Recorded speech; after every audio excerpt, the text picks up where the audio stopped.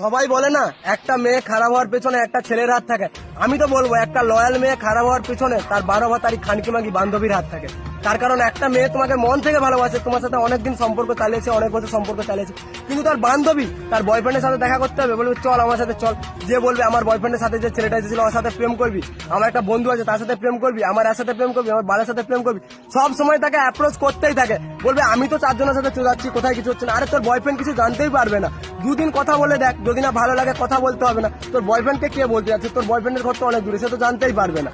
আর এমন ভাবে ঠিক একটা মেয়ে কথা বলতে শুরু করে, কথা বলতে বলতে ছেলেটার থাকে এবার লুকোতে শুরু করে। আর একটা মেয়ে যখন একটা অন্য ছেলের সাথে কথা বলে সেটা মেয়েটার ব্যবহারেই বোঝা যায়।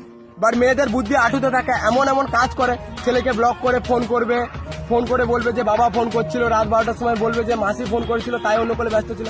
যে ছেলেটার কাছেও মেয়েটা ধীরে ধীরে খারাপ হয়ে যায়, যে ওই মেয়েটা আবার যেই ছেলেটাকে ভালোবাসতে হবে সেই ছেলেটাকেই শত্রু ভাবতে শুরু করে।